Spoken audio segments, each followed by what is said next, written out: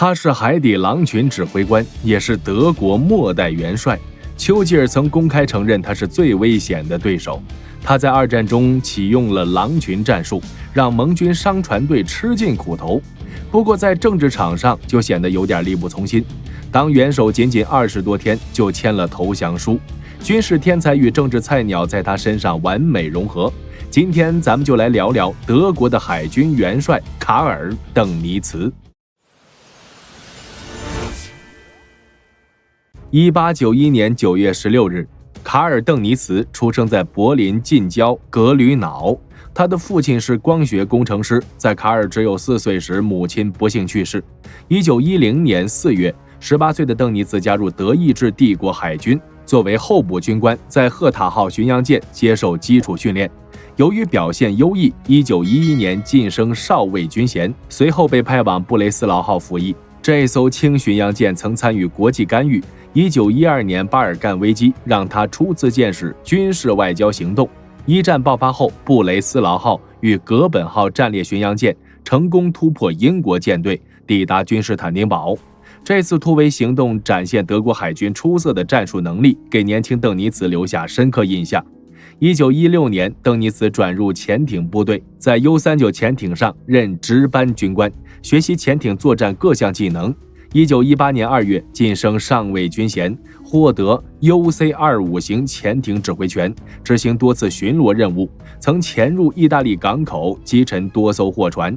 1918年10月指挥 UB-68 潜艇在地中海作战，试图夜间袭击英国护航船队，但因操作失误，潜艇失去控制，紧急上浮时暴露位置，被英军驱逐舰深水炸弹攻击，最终潜艇沉没，邓尼茨被俘，关押在英国。战俘营期间，他不断反思潜艇战术缺陷，开始构思新型作战理念，主张多艘潜艇协同作战。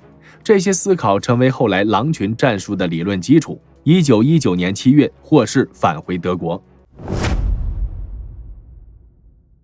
1935年，邓尼茨接手德国潜艇部队，开始系统化发展新型作战理念。他将狼群战术定义为多艘潜艇协同攻击护航船队，改变传统单艇作战。战术核心在于组织化配合，潜艇群在广阔海域形成巡逻链，一旦某艘潜艇发现敌方船队，不立即攻击，而是保持接触，同时发送加密电报，通知其他潜艇向目标区域集结，等待统一攻击命令。邓尼茨特别设计一套完整指挥体系，在岸上设立中央指挥部，使用恩尼格玛密码机，确保通信安全，通过无线电调度整个潜艇群行动。战术实施需要精密时间计算，各潜艇必须在夜间同时上浮，从不同方向发动水面攻击。这种战术能最大限度突破护航防线。1937年，邓尼茨组织大规模演习，检验狼群战术可行性，发现了关键问题：潜艇间通信协调仍存在困难，夜间识别易混乱。为此，他改进战术细节要求，潜艇必须在指定位置待机，使用特高频发射器，提高定位精度，制定严格识别规则，避免误伤友军。狼群战术优势明显，能集中火力打击，让护航舰队防不胜防，但也存在弱点，依赖无线电通信，易被无线电定位，暴露潜艇位置。1939年9月，二战爆发初期，德国仅拥有57艘潜艇，其中仅22艘适合远洋。邓尼茨不得不有限度运用新战术，首批狼群由6至8艘潜艇组成，在实战中不断调整战术细节，最终形成完善潜艇作战体系。1939年9月3日，U-30潜艇首开纪录，击沉雅典娜号客轮，揭开大西洋战役序幕。10月中旬，U-47潜艇完成惊人壮举，潜入斯卡帕湾。这个英国海军基地戒备森严，被认为不可能突破。但金特·普里恩指挥 U-47成功潜入，并发射鱼雷，命中皇家橡树号战列舰。这艘老式战舰迅速沉没。这次行动震惊世界，邓尼茨的潜艇部队开始展现威力，普里恩成为德国宣传英雄。1940年夏天，法国海岸港口成为潜艇新基地，大大缩短了航行时间，这使得狼群战术迎来最佳施展时机。邓尼茨将潜艇部署成巡逻线，6月至12月间，德国潜艇取得惊人战果，每月击沉舰船超过40万吨。9月发生的 HX-72 船队之战，充分展现了狼群威力，11艘潜艇协同击沉12艘商船。10月17日至19日 ，SC-7 船队遭遇更惨重打击，6艘潜艇配合击沉20艘商船。紧接着 ，HX-79 船队又遭狼群围攻，损失12艘船只，护航舰队束手无策。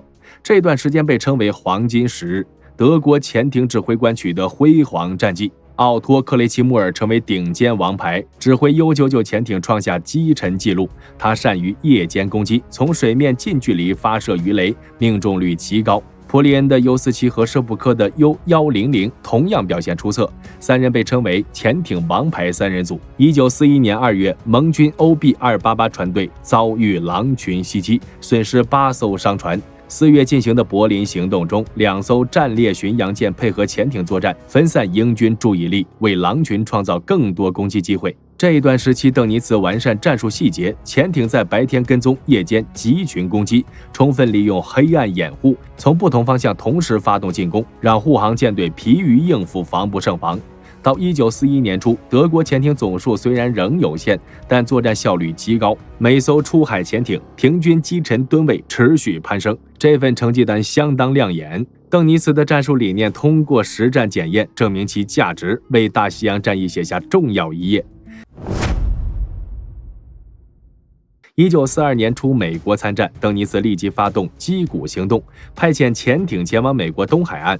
当时美国沿岸城市灯火通明，商船单独航行，未采取护航制度。德国潜艇获得极佳猎杀机会，1月份击沉62艘，2月份击沉71艘。仅1942年上半年，美国海域损失超过300万吨物资。这段时期被德军称为第2次黄金时日。1942年夏季，邓尼茨将重点转向加勒比海，攻击油轮航线。7月，在特立尼达附近，由160潜艇单日击沉6艘油轮，严重打击盟军燃料供应。随着盟军加强沿岸防御，邓尼茨调整策略，将主力撤回大西洋中部，这里超出盟军岸基飞机航程，被称为黑洞区域。1942年11月，盟军 SC-107 船队遭遇狼群围攻，17艘商船被击沉，护航舰队无力招架。但转折点开始显现，盟军增强护航力量，配备新型雷达，改进深水炸弹。1943年3月，2支 HX-229 和 SC-122 船队遭遇史上最大狼群攻击，38艘潜艇参与，击沉21艘商船，但德军也损失3艘潜艇。这次胜利成为狼群战术最后辉煌。随后，盟军采取新反潜战术。5月发生的 ONS-5 船队之战成为关键转折。43艘潜艇攻击，仅击沉13艘商船，自己损失6艘潜艇。盟军使用高频测向仪破解德军通信，护航航母提供空中掩护，远程解放者轰炸机覆盖整个大西洋，填补空中缺口。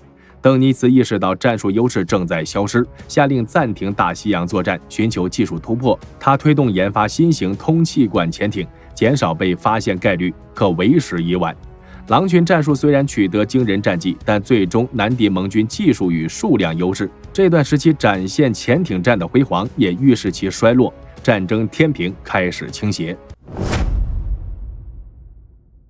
1943年1月，德雷尔元帅辞职，邓尼茨接任海军总司令。